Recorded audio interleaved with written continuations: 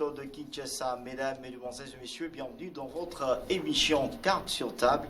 Carte sur table, c'est votre magazine qui nous débattons scientifiquement l'actualité sur toute l'étendue de la République démocratique du Congo. Aujourd'hui, nous allons parler de l'indépendance de la justice, doit-on dire c'est une séduction ou bien une révolution. Avec moi sur ce plateau, ils sont déjà là à ma gauche. Je commence avec Maître Jean-Pierre Moulumba Betou. Vous êtes chef de travaux dans la faculté de droit et sciences économiques dans les universités congolaises et en même temps analyste politique. Merci, cher Félix. Je suis heureux, une fois de plus, de me retrouver avec mes compatriotes en face de vous pour débattre sur l'actualité de notre pays. Alors, Renan Cavallo, vous êtes secrétaire général adjoint de la NADEC. J'ai dit bonsoir à vous. Bonsoir, monsieur. Et à votre gauche, il y a Maître Aaron Michel Okitengadi. Vous êtes cadre du parti du PPC, parti à l'honorable Julie Kenda, en même temps président du plateforme La Sémence Divine et assistant à l'Université chrétienne internationale. Merci beaucoup. Alors nous allons commencer, nous ouvrons ce débat avec Maître Jean-Pierre. Aujourd'hui, nous sommes en train d'assister à certaines interpellations, que ce soit de directeurs des entreprises et aussi, voire même le grand problème du directeur de cabinet. Comment vous jugez ces derniers temps la justice congolaise? Merci beaucoup, une fois de plus, cher journaliste. Il faut d'emblée souligner que certes, nous connaissons dans notre pays une vision, une volonté affirmée de porter des réformes de la justice congolaise. Cette justice congolaise qui est restée depuis la colonisation, depuis l'indépendance, allais-je dire, une justice instrumentalisée qui était gangrénée par des mots vraiment du genre la corruption, l'antélisme, aujourd'hui aussi avec la situation de paupérisation des acteurs, je vais dire ici des magistrats, des avocats, qui n'étaient pas souvent placés dans de bonnes conditions. Et cette justice qui est restée longtemps gangrénée ou caractérisée par ce qu'il faut appeler la politisation de l'action judiciaire. Et aujourd'hui, nous assistons à une volonté affirmée par un leadership et qui nécessite un accompagnement.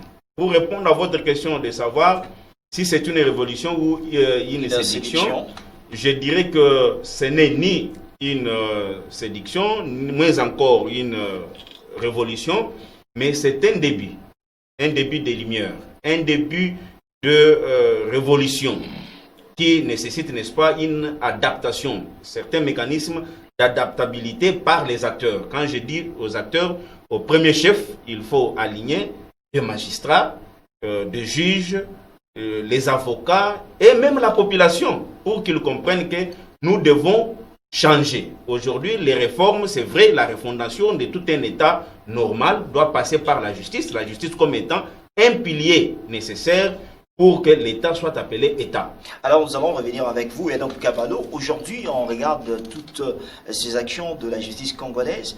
Pourquoi ne pas faire de tels genres d'actes dans les années passées? Et aujourd'hui, nous sommes en train de vivre ce qui était un peu possible dans le temps passé. Qu'est-ce qui pousse ce genre d'actions? Est-ce que c'est parce que la justice se retrouve aujourd'hui indépendante? Oh ben écoutez, la justice...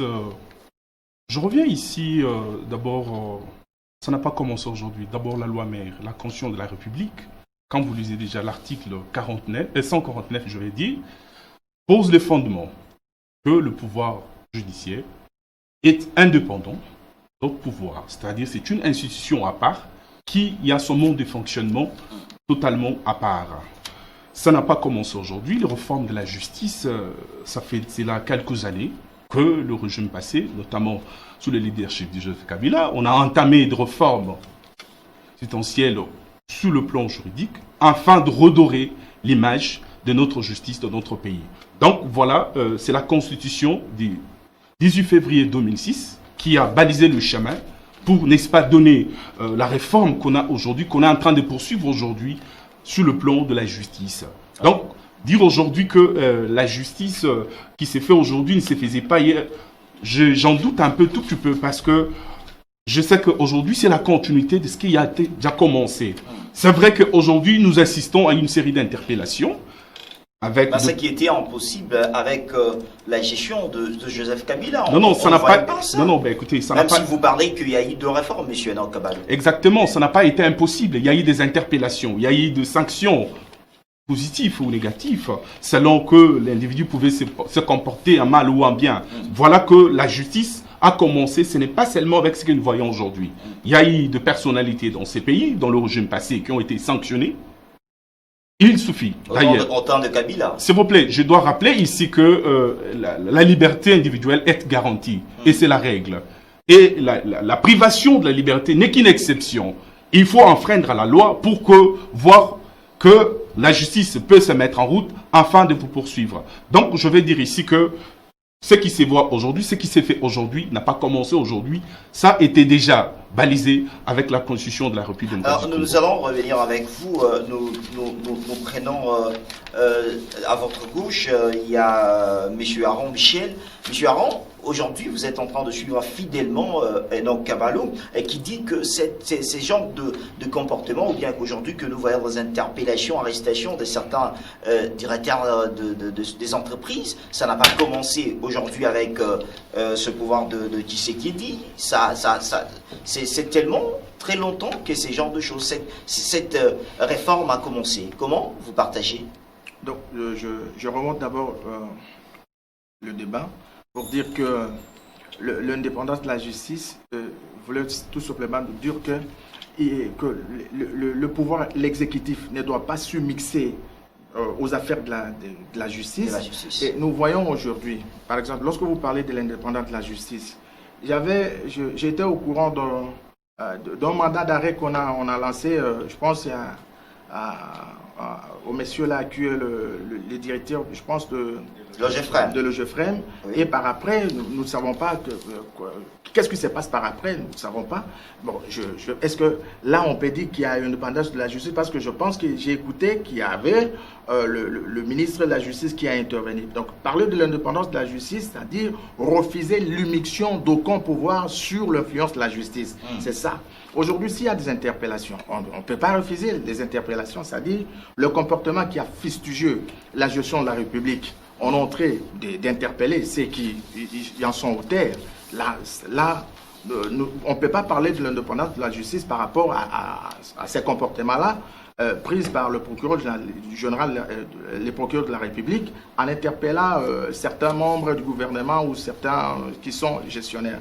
Donc, je voudrais tout simplement dire que l'indépendance de la justice veut dire, dans un pays démocratique, qu'il ne faut pas qu'il y ait l'immixtion d'un autre pouvoir, d'aucun pouvoir, sur la gestion du pouvoir de la justice. Si dans le temps du président Kabila, on n'a pas senti, le président Kabila avait la forme de sa gestion du pouvoir, mais je pense que sur ce qui formait l'état-major du président Kabila à l'époque, nous n'avons pas senti les interpellations. Nous avons assisté à une sorte d'impunité parce que nous ne savons pas qui contrôlait et comment on pouvait peut-être dénicher qu'il y a eu quoi qu'ici ou peut-être... C'est-à-dire on ne parlait pas de l'indépendance de la justice, c'est comme s'il y avait une main derrière la justice. On ne voyait pas ces secousses, mais on ne peut pas accuser directement parce que la justice est indépendante. La présidente de la République, et c'est une institution, le Parlement est une institution, l'exécutif était une institution, la justice également était une institution à part entière. Donc la responsabilité, je ne sais pas attribuer cette responsabilité à l'ancien président de la République, le président Kabila, lorsqu'on est en train de parler, l'ancien président, parce que la justice est indépendante. Qu'est-ce qui empêcherait, qu'est-ce qui a empêché ce procureur-là, à l'époque, de poursuivre la mégestion du pays? C'est ça le problème. Donc, pour moi, je ne peux pas attribuer la responsabilité pénale ou la responsabilité au président, l'ancien président, aujourd'hui le sénateur à vie, le président Kabila, parce que je pense, je suis reconnaissant étant juriste, qu'il y a eu, nous avons connu au temps du président Kabila, plusieurs réformes en matière de loi. De lois qui, jadis, étaient des lois qui portaient peut-être un qui n'étaient pas tout à fait exécutées dans leur globalité. Mais aujourd'hui, la vérité en ok. Si ce n'était pas exécuté, aujourd'hui, nous avons la continuité de l'État. Si le président aujourd'hui qui hérite les institutions qu'il a trouvées est en train d'exécuter, quand même, c'est une chose positive. Je ne suis pas de l'FCC, mais également pour l'honnêteté. Pour des raisons de l'honnêteté scientifique ou de l'honnêteté intellectuelle, moi, je sais qu'il y a eu de lois, plusieurs lois qui ont connu de réformes. Et aujourd'hui, si nous avons des institutions assises, c'est grâce également à ce président qui nous a laissé ces institutions. Alors, Maître Jean-Pierre, vous partagez les mêmes idées avec Maître Henri Michel, qui dit aujourd'hui que dans les temps de Joseph Kabila, il y a eu déjà des réformes qui sont réalisées sur le plan de la justice, qu'aujourd'hui, on ne peut pas parler qu'il n'y avait pas de réalisation. Il faut remonter même du temps de Joseph Kasavubu, le premier président, le président Mobutu aussi. Dans ces pays, le problème, ce n'est pas l'absence de lois. Des lois, nous avons d'ailleurs de meilleures lois du monde. Mais le problème réel dans ces pays, c'est l'applicabilité ou l'application de ces lois. Je suis un praticien, moi, et je dis que le problème que nous avons ici dans notre pays, c'est l'applicabilité des lois. Les lois peuvent être meilleures, peuvent être bonnes, comme il y a eu la production législative, que ce soit de la période de l'ancien président, tout comme de ses prédécesseurs, Mobutu et Kasavubu, il y avait des lois. Mais le problème qui fait que le Congo n'avance pas, c'est l'application de ces lois-là. Sur l'application, c'est zéro. Et il faut remonter, parce que nous parlons de l'indépendance de la justice, que c'est certes, l'indépendance de la justice, c'est un principe qui est posé, comme mon frère l'a rappelé ici, dans l'article 149 de la Constitution. Il est dit, dans cet article, dans son premier alinéa, que le pouvoir judiciaire est indépendant du pouvoir exécutif et du pouvoir législatif. C'est un principe qui est posé. Mais ce principe est resté une lettre morte. Depuis des temps, on assistait à l'immixtion parce que l'article 151 donne le contenu de l'indépendance. C'est-à-dire que le pouvoir judiciaire ne peut pas donner d'injonction au juge dans l'exercice de sa juridiction, tout comme aussi les pouvoirs législatifs ou les pouvoirs exécutifs ne peuvent pas s'immiscer, n'est-ce pas, ou statuer les différends qui sont soumis au devoir de la justice. Et aussi, un autre contenu aussi, c'est que les pouvoirs exécutifs et les pouvoirs législatifs ne peuvent pas s'opposer à l'exécution des décisions de la justice. Mais dans les temps passés, mon frère, moi je suis un praticien. Je vous dis que je peux gagner. Nous avons gagné beaucoup de jugements qui aujourd'hui n'ont jamais été exécutés. Donc vous gagnez parce que vous défendez un faible, mais vous arrivez au moment d'exécution, ce sont des généraux qui interviennent, ce sont des ministres tels qui interviennent, et des décisions de justice qui sont restées des lettres mortes. Et ça s'est passé dans le régime passé. Une main noire derrière la justice qui n'arrive pas à laisser la justice faire son travail. Dans l'exécutif, dans les législatifs, il y avait des acteurs, parce que ce ne sont pas tous les acteurs. Il y a eu des acteurs, personnes physiques, qui croyaient que non, il faut s'y mixer. Ce n'est pas, il faut dire que parmi les acteurs, il y a des acteurs qui sont épris de bon sens, n'est-ce pas, d'accompagner la positivité des choses, mais il y en a qui combattent contre cela. Alors, même ces temps ici, nous trouvons aussi certaines pesanteurs dans ce sens-là. C'est-à-dire que vous avez la difficulté de pouvoir faire exécuter des décisions, et ça existe. Alors nous allons revenir avec vous, Maître Kabalo. Aujourd'hui, on parle, vous venez justement de suivre Maître Jean-Pierre, il parle de l'instrumentalisation de la justice. Que ce soit dans le temps de Kabila que vous venez justement de défendre, il a parlé qu'il y a eu certains dossiers, il a de preuves, il a dit que certains dossiers, quand vous voulez arriver presque à la fin, c'est quelqu'un qui vient pour s'imposer compte tenu de sa notoriété. Monsieur Félix, si nous voulons aujourd'hui entrer dans le soubresaut de l'exécution de certains jugements rendus, en tout cas, ça n'a pas commencé aujourd'hui. Je dois le rappeler, même dans de Mobutu, dans le passé. Les problèmes se posent. C'est vrai qu'on a un arsenal juridique très important dans ces pays. Il a rappelé, il est praticien des lois. Alors, il y a un problème il y a un écart qui s'est créé entre les lois et l'application, l'applicabilité de ces lois dans toute sa rigueur. Voilà le vrai problème qui se pose. Ça, ce n'est pas question d'un seul individu ou d'un régime, mais c'est question des citoyens, des bons sens ou du respect de la loi. En fait, aujourd'hui, c'est un problème que nous avons tous connu. Au premier jour, quand on s'avançait devant les causes des tribunaux, même quand on a passé nos stages, on a rencontré ce même problème. Non, il y a eu des jugements qui ont été rendus, mais l'exécution pose problème. Ah, c'était dit à quoi? Ben écoutez, ça c'est quand... Non, au-delà des mictions, tout ce qu'on peut acquiser, s'il vous plaît, maître, au-delà de tout cela, c'est à l'État congolais de donner plus de moyens à la justice, de contraindre celui ou celle qui doit dédommager ou réparer à le faire en bonne et due forme. C'est-à-dire là, vous voulez confirmer qu'au temps de Kabila, le maître, que ce soit des avocats ou de magistrats, n'était pas bien rémunéré. Non, je ne parle pas des termes de rémunération. Il y a un problème. Quand un jugement est rendu, il y a l'étape qui suit, c'est l'exécution. Ah oui. Monsieur Félix, vous êtes condamné à payer autant en termes d'amende. Mais voilà que moi qui dois vous payer cet argent ou cette somme d'argent, je ne suis pas à mesure.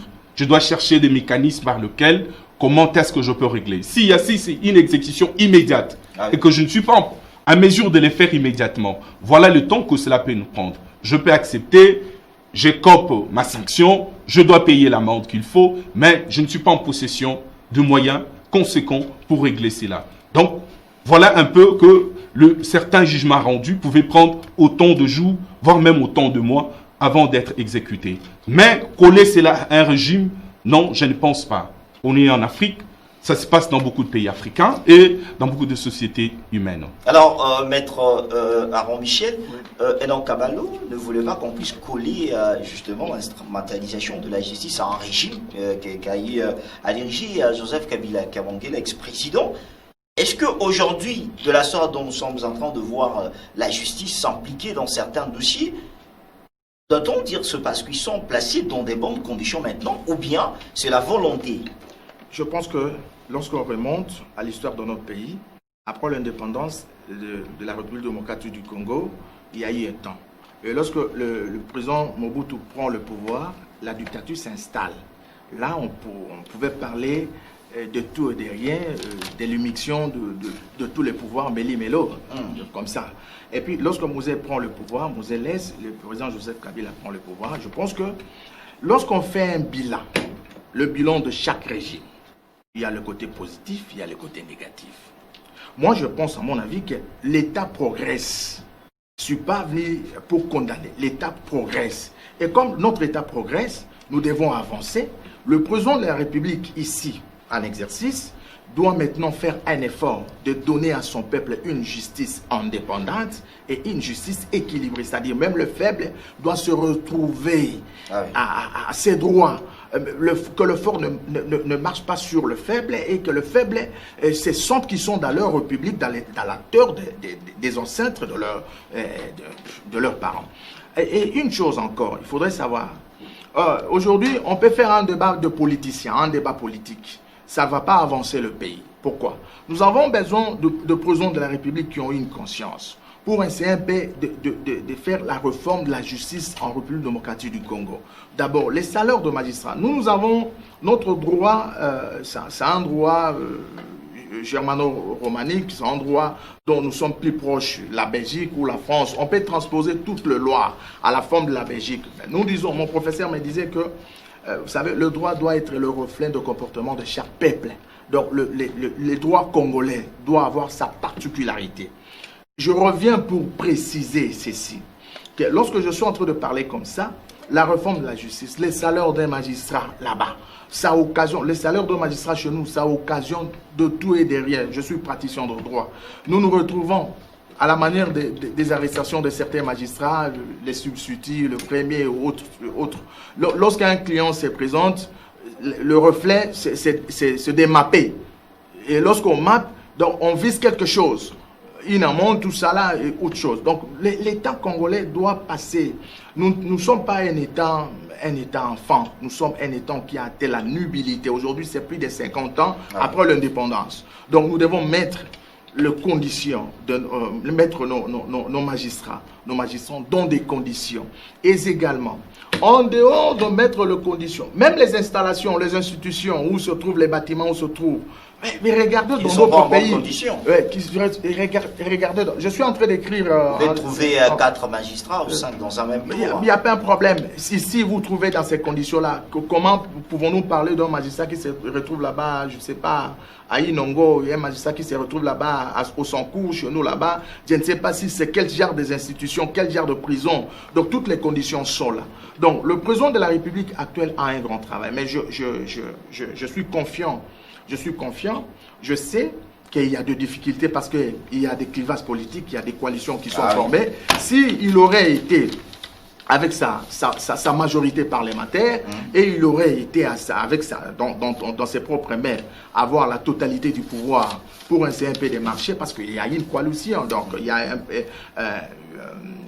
un groupement politique qui peut tirer de l'autre côté et l'autre groupement politique qui peut tirer de l'autre côté. Je reste moins optimiste qu'avec le président actuel. Le président actuel peut mettre d'application toutes les lois qui n'ont pas été appliquées lors des régimes passés, et nous espérons à un changement. Donc je ne suis pas là pour essayer un peu de me tirer avec les gens qui ont des colorations politiques ou autres, donc pour essayer un peu de défendre le sénateur à vie ou le président actuel. Alors nous allons revenir un peu quand nous parlons de la justice. Aujourd'hui, nous tous nous savons un sujet, bien un problème très important avec ce procès de Vital Kamerhe qui a déjà commencé le 11, ça va continuer. Maître Jean-Pierre, nous commençons avec vous. Vous avez suivi, comme tout le monde, ces procès qui étaient en direct même. Et comment vous avez trouvé l'attitude, que ce soit des accusés et de juges, président? Merci beaucoup. Mais je voudrais d'abord revenir sur des choses que... Monsieur Enoch, je pense que... Maître Aron. Ils mettent beaucoup de gants pour dire quand même certaines vérités. Nous savons que depuis l'indépendance, jusqu'à aujourd'hui, disons, il y a ce qu'on appelle l'impunité qui a caractérisé notre justice. Et c'est connu de tous. Ah oui. Même de jeunes gens dans la rue. Il y a des gens qui ont fait beaucoup de choses, beaucoup de détournements par-ci, par-là, et tout ça. Nos prisons là sont pleines de voleurs, de beignets, de chaises. Pendant qu'il y en a qui commettent des crimes économiques graves, mais qui sillonnaient les routes. Qui n'ont été jamais et ils les savent. Ceux qui ont en possession ce sont des praticiens et ils font la ville. Ils savent qu'il y a beaucoup de gens comme ça qui sont en train de faire la loi, qui se disent qu'il y avait l'impunité. Et cette impunité-là, nous ne disons pas que non, c'est fini. Ça existe, mais notre volonté, je l'ai senti, la volonté à nous tous, c'est que ça prenne fin. Il y a aussi ce qu'on appelle, moi je crois que le problème, ce n'est pas seulement les mauvaises conditions des magistrats. Parce que même dans les conditions actuelles, moi je les ai déjà rencontrés. Là, vous voulez parler de la volonté, non pas de la noblesse de la profession de la magistrature. Ça s'accompagne avec ce qu'on appelle l'éthique et la moralité. Il y a aussi de très bons magistrats, je les ai rencontrés.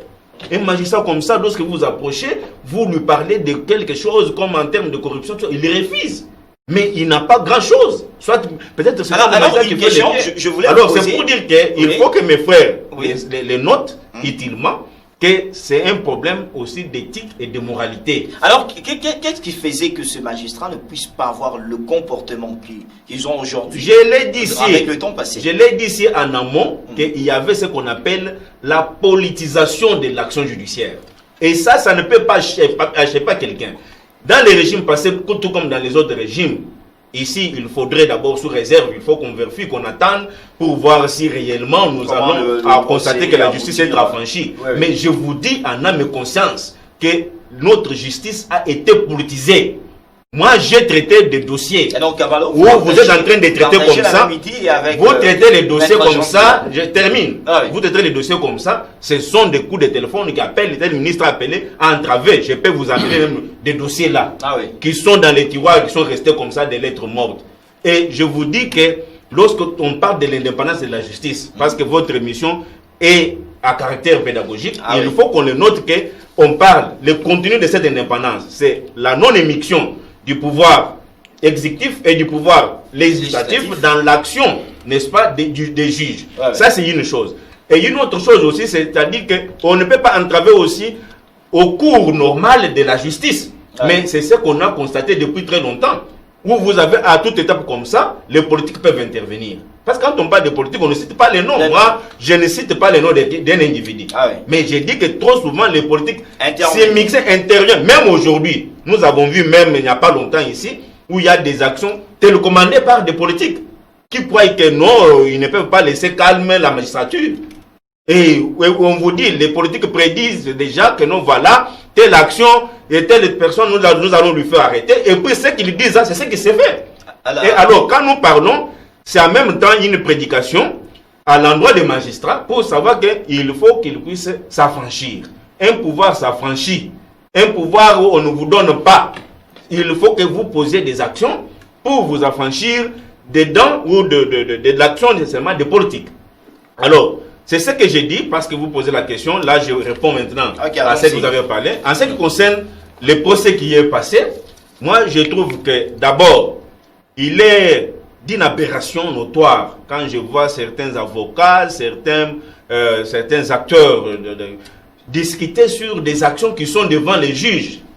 On peut critiquer, on peut peut-être apprécier, mais il n'est pas permis à un avocat, un praticien de pouvoir commenter sur le plan de la forme et sur le fond les actions qui sont devant les juges, c'est devant des fautes graves. Alors, mais l'attitude en général de prévenir, que ce soit c'est un procès normal qui a débuté, et je crois que chaque prévenu, lorsqu'il se trouve devant les juges, il mobilise les mécanismes, n'est-ce pas, pour donner sa version de vérité. Mais je crois, en regardant de plus près ce procès-là, j'ai trouvé que les prévenus étaient dans une attitude négative de pouvoir nier tout en bloc. Or, la vérité légale, parce que le procès pénal, c'est un procès dans lequel les juges est plus actif pour dénicher la vérité. Alors nous allons revenir avec vous pour entrer en profondeur de cette matière. Enoch Caballo, je pense peut-être que vous allez réagir tout à fait à certaines déclarations qui ont été faites par Maître Jean-Pierre. Et une question que je voulais poser, pourquoi on sentit, que ce soit chez Vital Kamerhe, que ce soit chez les co-accusés, on sentait sous forme d'une agitation dans le genre. Qu'est-ce qu'il faisait? Non, mais voilà que, avant de répondre à votre question, je reviens un peu à ce que mon co-débatteur était en train de dire tout à l'heure. C'est vrai qu'il y a eu des choses que nous avons tous dénoncées, d'un commun accord, sans se voiler le visage. Et le régime passé s'est battu bec et ongle pour, n'est-ce pas, mettre fin à cela. C'est qu'il n'a pas y à être. Et son problème, c'est de vouloir défendre toujours les régimes passés. Non, je crois que s'il se met au-dessus d'objectivité pour parler les choses objectivement, je crois qu'il va le faire. Enoch Caballo, Maître Jean-Pierre, c'est un bon débatteur, mais il faut qu'il se mette on n'est pas venu ici. Il a une coloration politique. Vous prenez ces minutes, laissez Enoch Caballo. Je regarde répondre dans les bons sens, c'est mon frère, je veux qu'il avance bien. Maître, vous êtes en train de grignoter dans mes minutes. Voilà que la Constitution du 18 février 2006, en son article 17, pose un principe. Personne présumée innocent. Il y a la présomption d'innocence. Mais Maître est en train de dire ici, nous savons des gens qui sont mixés. Bon, ce sont des accusations, Maître. S'il vous plaît, il faudra qu'un juge compétent puisse vraiment déclarer cela ou soit prononcer cela clairement. Là, il dit il a des dossiers, il a des exactement. Bon, enfin, ça reste encore vérifié parce que... C'est connu de tous. Merci beaucoup, Maître. C'est connu même d'un petit. Allons-y, Maître. Ok, alors... quand je vais avancer, pourquoi? Parce que avec les dossiers ou le procès qui est en train de se tenir, nous avons fait notre lecture. Déjà, entre guillemets, c'est un dossier très sensible. Ça touche, je vais dire ici, un acteur politique non le moindre. Donc, le cabinet du chef de l'État. Exactement, un acteur politique à part entière, un allié détail au niveau du CAJ, FCC. Donc voilà, c'est un dossier très sensible et nous lisons cela avec un œil beaucoup plus prudent parce que nous regardons ce que le juge est en train de faire, nous regardons ce que le ministère public a pu apporter, nous regardons le parti au procès, c'est-à-dire les avocats de parti au procès, nous regardons les prévenus eux-mêmes, leurs réactions. Ici, nous n'avons pas beaucoup de commentaires ni de leçons à donner. À mon humble avis, au premier regard, je lis que tout se passe dans la légalité. C'est-à-dire, au départ, au niveau de l'instruction, nous avons suivi de près pour voir comment est-ce que la loi est dit convenablement ou la loi est en train d'être violée quelque part. Jusqu'au jour d'aujourd'hui, tout est sur la bonne voie. Alors, oui, nous allons revenir avec vous, ou bien on voulait chuter par un mot. Maître Aaron Michel Okitengadi, aujourd'hui, Enoch Cavallo est en train de dire, depuis que ce procès a commencé, toutes les choses sont sur la bonne voie. Je pense que vous partagez la même idée. Et qu'est-ce que vous avez eu aussi à remarquer durant le premier procès? Que ce soit, vous êtes praticien, qu'est-ce que vous avez à remarquer de bon et de mauvais? Je pense que le procès Vital Kamerhe est un grand personnage dans notre pays, le directeur de cabinet, chef de l'État actuel, qui n'a pas encore été révoqué, ni n'a pas encore présenté sa démission. Aujourd'hui, il répond à la justice. Le juge s'est saisi de l'affaire parce que l'affaire est fixée. Mais je lis le professeur général Likoulia qui dit que nous avons des humilités fonctionnelles et également nous avons des humilités parlementaires. C'est-à-dire, je ne sais pas l'actuelle loi qui organise la présence de la République. Parce que lorsqu'on parle des humilités fonctionnelles, c'est-à-dire il faudra que la personne qui bénéficie de privilèges de poursuite ou de privilèges de juridiction, cette personne-là, on donne l'autorisation de sa poursuite après avoir consulté son chef direct. Le chef direct du directeur du cabinet du chef de l'État, c'est le chef de l'État. Je ne sais pas si le chef de l'État avait déjà donné l'autorisation pour la poursuite judiciaire. Je ne sais pas si cette disposition dans la loi qui organise le cabinet du chef de l'État actuel se retrouve. Aujourd'hui, Vital Kamerhe répond devant le juge. Son premier procès, généralement dans un procès pénal, le premier procès, le deuxième procès sont des procès, les audiences de forme. Il aurait fallu que Vital Kamerhe d'abord garde son tempérament. Parce que lorsqu'on le posait, et puis ses conseils, je de l'estime à tous les conseils qui sont, tous les avocats qui sont derrière Vital Kamerhe, il devrait conseiller également à les clients là que il devrait garder d'abord certains, parce qu'il y a eu des cités, il a cité certains noms. Je pense qu'à chaque audience, lorsque vous partez avec votre client, vous devez conseiller à votre client qu'il faudrait qu'il y ait des surprises. Parce que c'est un procès complexe. On le reproche sur la gestion des 100 jours du chef de l'État, que le chef de l'État a proclamé. Ce n'est pas une messe à faire. C'est pas une messe à faire. Il y a 2 millions.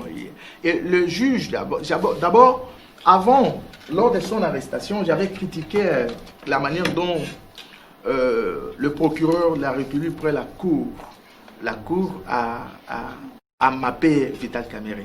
Parce qu'en fait, le procureur près la Cour d'appel c'est un procureur qui doit avoir le professionnalisme, parce que c'est le niveau de l'appel. Tu peux être condamné, mais l'appel peut te disculper. L'appel, vous savez, donc c'est pas une messe à faire. Donc, le Vital Kamerhe avait son... Bon, je ne suis pas parti du Vital Kamerhe, je peux partir comme ça. Oui. Vital Kamerhe, lorsqu'il faudrait mapper, il faudrait qu'il y a la réunion de 3 conditions, soit l'une des conditions existe pour qu'on mappe soit l'identité doutée, soit l'adresse méconnue, soit, je pense, des doutes sur l'adresse, et tout ça là, sur la culpabilité également est retenue. Bon, sur l'enquête des dossiers de 100 jours, c'est un dossier complexe. Ce n'est pas le même jour et à 5 heures du temps, ou à 2 heures du temps, ou à 7 heures du temps, où le procureur devrait entrer à toutes les informations pour essayer un peu de le mapper. Nous parlons de l'indépendance de la justice, c'est-à-dire, Le procureur, près la cour, devrait dire ceci. Vital Kamerhe, vous êtes maintenant sous mon autorité, sous mon pouvoir. Je vous remets à la maison, mais à chaque fois que j'aurai besoin de vous, vous êtes surveillé, ne sort pas, tout ça là, il pouvait aussi être... On parlait aussi de culpabilité qui régnait dans l'homme, comment le mettre en dehors. Oui, la culpabilité. Je dis ceci. Et aussi la fonction qu'il occupait. Peut-être que certaines traces allaient disparaître. Je refuse pas de la culpabilité. Je dis ceci. Ce n'est pas pour 5 heures du temps que le procureur de la République devrait entrer à toutes les informations déterminant la culpabilité totale parce que jusque-là, devant le procureur, il est présumé innocent, il est inculpé, il est présumé d'abord innocent parce que l'affaire a été fixée, il est là.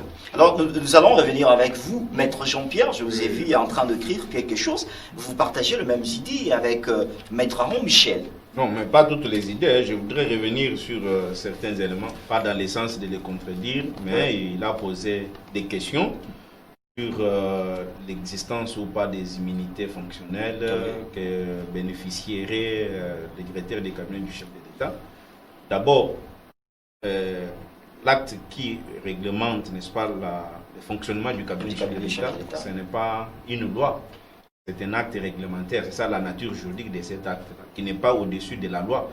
Or, les immunités et les privilèges de juridiction sont organisés par la loi portant organisation et fonctionnement de cours et tribunaux, de compétences judiciaires. Et donc, au regard de cette loi-là, les directeurs des cabinets ne jouissent pas, n'est-ce pas, de privilèges ni des immunités. Et je crois que les avocats guéris même qui sont en train de l'assister, si c'était le cas, ils auraient dû soulever ça en termes d'exception. Ils ne l'ont pas fait, c'est-à-dire qu'ils ont compris ça aussi. Ça, c'était pour apaiser Maître Aron, mais aussi pour la mise sous map.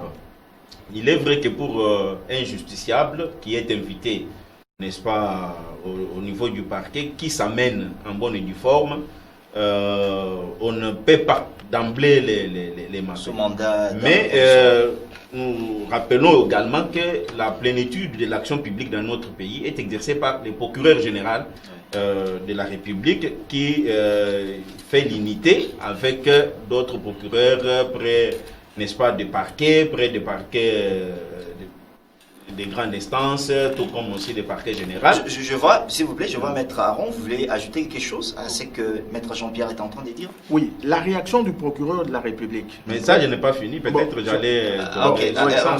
C'est pour dire que l'appréciation, n'est-ce pas, de mettre un justiciable sous mandat d'arrêt provisoire, ça appartient exclusivement au parquet ou au ministère public instructeur. N'est-ce pas? S'il apprécie au regard des faits qu'il est en train de reprocher, et il apprécie, et sur ce plan-là, il n'a pas de leçons à lui donner. Donc c'est ce que je voudrais préciser. Et là, je ne sais pas s'il a ajouté, il va ajouter après.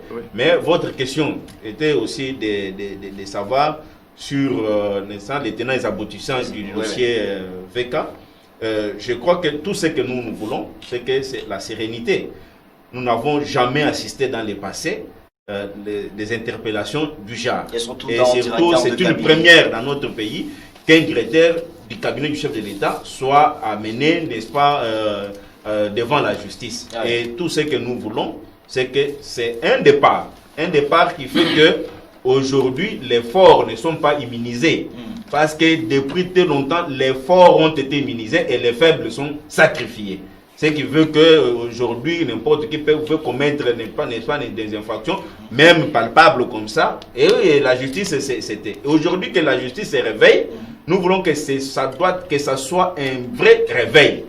Que ça ne soit pas pour séduire, que ça ne soit pas une instrumentalisation quelconque, mais que ça soit réellement une justice qui se met en place, parce que nous voulons qu'aujourd'hui l'impunité, que ça ne soit pas un slogan.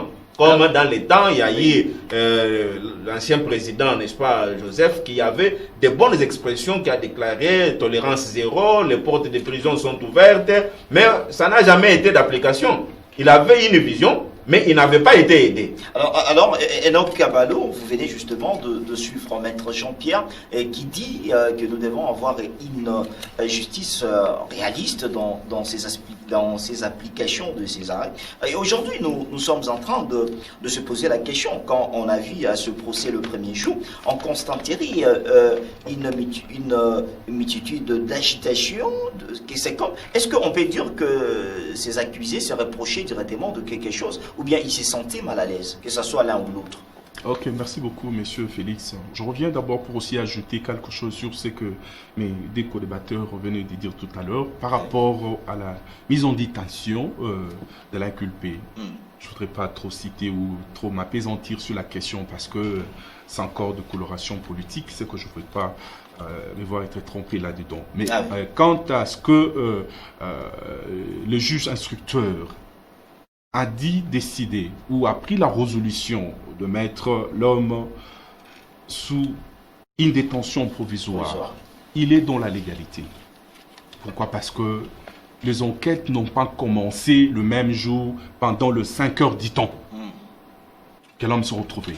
Il y a eu des enquêtes. Je dois les rappeler ici, on l'a encore dit une fois sur ces plateaux, que l'affaire n'a pas commencé aujourd'hui. L'affaire a commencé à faire bruit. On avait déjà instruit. Exactement. On a vu même le député descendre sur terrain. On a vu la société civile sauter. On a vu des organisations. On a eu des rapports. On a vu le président de la République. Jusqu'au jour où l'affaire s'est invitée au niveau du Conseil des ministres. C'est au niveau du Conseil des ministres qu'on a décidé sur deux choses. Réallouer un montant pour la continuité des travaux, mais aussi pour déclencher l'action publique. C'est ainsi que, à partir, je vais dire ici, du Conseil des ministres, que le procureur général s'est saisi du dossier afin d'ouvrir les enquêtes. Et les enquêtes n'ont pas commencé avec le directeur de cabinet, chef de l'État, commencé avec des personnes qui ont pris part exactement des acteurs dans la réalisation de ce programme de 100 jours. Alors, on parle un peu de l'agitation. C'est comme si vous ne pouvez pas répondre à ma question. Non. L'agitation qu'on voyait au sein de ces accusés, c'est comme s'ils se reprochaient quelque chose. Non, écoutez, ce n'est qu'une attitude de quelqu'un qui se reproche de quelque chose. Mais pour aussi rapidement répondre à ce que j'étais en train de dire, que quand on lit l'article 27 du Code de procédure pénale, c'est là, 28, 30 et 31, on donne les modalités,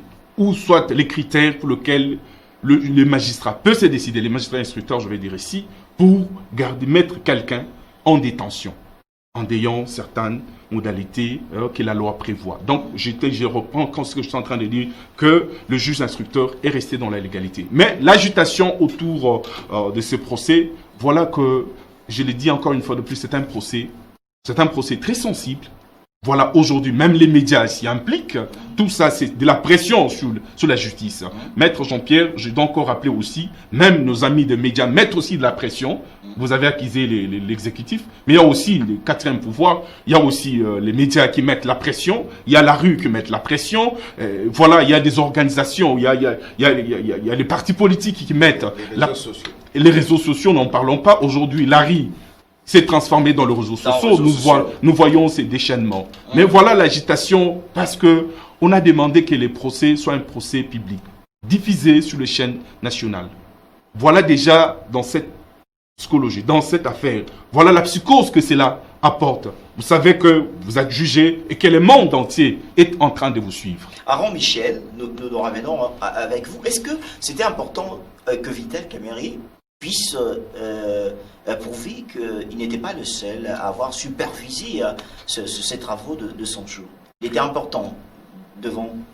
Je pense que nous sommes devant un procès pénal. Je reviens en paix pour essayer un peu de fixer certaines choses par rapport à l'arrestation de Vital Kamerhe. Je pense que le magistrat instructeur du dossier, nous sommes en train de parler de l'indépendance de la justice. Ah oui. Ça veut dire que nous ne voulons pas de suspicion sur l'immixtion du pouvoir exécutif ou du pouvoir présidentiel sur un dossier de la justice. La manière dont Vital Kamerhe a été arrêté, ça montrait, ça donnait de l'impression, comme si le président de la République était derrière. Pourquoi? Parce que le magistrat instructeur n'a pas aidé le président de la République à se décharger de cette responsabilité. Parce qu'en arrivant, on le map comme si ça aurait été un substitut qui invite une personne. Et la personne vient et on le map. Ça signifie de la sorte dont Vital Kamerhe a été mis sous mandat d'arrêt provisoire. Sous mandat d'arrêt provisoire. Il n'était pas justement clair. Oui, j'ai dit. Je dis les conditions sont là. Ah oui. Les conditions sont là. Lorsque la culpabilité en charge en définie, lorsque l'identité de la personne douteuse, lorsque également l'adresse peut-être n'est pas connue. Mais à l'occurrence, à la taille de la responsabilité de Vital Kamerhe, connaissant également Vital Kamerhe, je pense moi, je suis en train de parler. Parce qu'en fait, si je le parle, il y a plusieurs gens qui ont dit que non, le président de la République est en train de se décharger de Vital Kamerhe parce qu'il y a des élections par rapport. Alors, la manière d'agissement, c'est cette manière, moi étant praticien de droit, nous déplorons toujours. Je peux avoir mon client que vous avez invité, j'apporte mon client là-bas, mais on reste avec mon client, alors que lorsque vous demandez l'identité de la personne, c'est pour prouver à suffisance la responsabilité que cette personne incarne ou comporte. C'est-à-dire, si il est marié, s'il est ceci. Alors, lorsque... C'est-à-dire, Aaron Michel voulait dire que Vital Kamerhe devrait bénéficier de cette liberté provisoire. Non, je ne parlais pas. Je ne suis pas au niveau de la liberté provisoire. Ah ouais. C'est-à-dire... De la sorte dont il a été amené sous mandat d'arrêt provisoire. C'est-à-dire, il est en charge, sur la charge du procureur, qu'il ait dit, M. Vital Kamerhe, vous ne sortirez plus le pays, vous êtes à ma responsabilité aussi longtemps que je suis en train de mener les enquêtes. Lorsqu'il parlait que la décision est sortie du Conseil de ministres, ok. La manière, est-ce que cette décision qui est sortie du Conseil de ministres a été notifiée le même jour? On doit notifier cette décision le même jour. Et l'enquête sur la personne, l'enquête sur la personne commence le jour où il est notifié et on commence les enquêtes sur sa personne. Les enquêtes officielles ne sont pas les enquêtes officielles. Alors nous allons revenir avec vous pour chiquer. Maître Jean-Pierre, vous allez prendre votre dernière parole pour intervenir. Je vous vois quand Aaron Michel était en train de parler, vous étiez trop agité. Un mot sur ça et vous allez aussi clôturer. Je pense que nous allons encore organiser un débat comme ça avec vous pour continuer après le 25 pour continuer le même débat. Mon agitation lorsque Maître Aaron est en train de parler est du fait que je constate qu'il fait les relais de ceux qui se rencontrent dans les réseaux sociaux. Exactement. Ces raisonnements-là, c'est textuellement ce que nous avons lu dans des réseaux sociaux par-ci par-là, mais malheureusement, il vient les transporter ici. Je crois que nous l'avons rappelé ici, que dans notre pays, en République démocratique du Congo, où il y a un droit issu du droit romano-germanique, la plénitude de l'action publique est exercée par les procureurs généraux. Et c'est dans le cadre légal, n'est-ce pas? Enoch a évoqué ici, a rappelé ici des articles, les conditions dont Maître Aaron rappelle là. Ces conditions ne sont pas cumulatives. Ce sont des conditions alternatives. Et ça, c'est dans les cours de procédure pénale, on l'apprend. Il suffit qu'il y ait une seule condition où il y a la culpabilité qui est avérée et qui fait voir que non, l'inculpé, lorsqu'il est laissé, il peut faire disparaître des preuves et tout. Et puis, c'est quel dossier? C'est une affaire de détournement des deniers publics. Où on ne peut pas faire... Ce n'est pas que lorsqu'on mappe quelqu'un qu'il est condamné. C'est juste pour le protéger, pour que les enquêtes continuent. Et quand on parle que les enquêtes sont officielles et officielles, non, ça ne peut pas sortir d'un praticien, ça. Parce que la procédure devant le parquet est inquisitoire, c'est-à-dire secrète. On n'a pas droit même à connaître cette procédure. Alors voilà, je termine pour dire que la refondation de l'État passe par la justice, n'est-ce pas? La justice, c'est une justice dont Enoch a rappelé ici, qui a été mis comme principe, n'est-ce pas, dans l'article 149 du Code de la Constitution de la République. Merci. Et qui a connu donc la réforme. Bon, je te donne la parole. Merci, Maître Jean-Pierre. Enoch Caballo, veuillez clôturer dans 30 secondes et on clôture l'émission avec Merci Aaron Michel. beaucoup, Monsieur Félix. Je pense que dans notre pays, aujourd'hui, nous sommes très contents parce que les droits que nous avions appris à l'université, nous sommes en train de les vivre aujourd'hui en live. En fait, Chaque fois que je vois un procès, je recours à mes notes, je vois la loi à la matière, je sens que la légalité, tout se passe dans la légalité. Voilà ma joie. Et pas par rapport à ce qui se passe aux réseaux sociaux, dans les réseaux sociaux. Allons évoluer avec. Donc voilà un peu ça. Donc par rapport au dossier, en tout cas les dossiers dans la légalité. Ouais. Depuis le jour de l'instruction jusqu'au jour d'aujourd'hui, tout reste dans la légalité et nous le suivons de près. Je pense que nous aurons un bon jugement et les droits sera dit correctement. Michel Aron, clôturé, nous sommes presque à la fin. Je pense que les temps continuent et j'espère au président de la République actuelle qui se bat pour que la justice ait sa place dans notre pays, le faible soit défendu, le fort. Nous n'avons plus une justice où les autres empiètent sur les autres. Donc, nous sommes là, nous croyons avec l'optimisme que notre justice sera solide avec l'actuel président et ce régime ici, et la coalition. Je pense que ça va. Alors, je vous promets, je rappelle à tous nos téléspectateurs qu'après le 25, nous allons encore nous retrouver comme ça pour au moins examiner la suite, du dossier, ou bien peut-être on va solliciter à notre chaîne, peut-être dans la soirée, on peut nous offrir un plateau spécial pour qu'on puisse parler de l'évolution de ce procès. Je rappelle à tous nos téléspectateurs, on avait reçu maître Jean-Pierre Moulumba Bétou. Vous êtes chef de travaux dans la faculté de droit et sciences économiques dans les universités congolaises, en même temps analyste politique. Enoch Kabalou, secrétaire général adjoint de l'ANADEC. Merci d'accepter notre invitation. Et maître Aaron Michel Okitengadi, vous êtes cadre du PPC, parti à l'honorable Jolie Kenda et en même temps assistant à l'université chrétienne internationale. Merci d'accepter notre invitation. Merci beaucoup. Alors, chers téléspectateurs, c'est par ici que nous mettons un point final à cette édition. Retrouvez notre émission, c'est bien, la semaine prochaine, mais notre rediffusion ce mardi à 22h10. Merci et bonne suite de programme.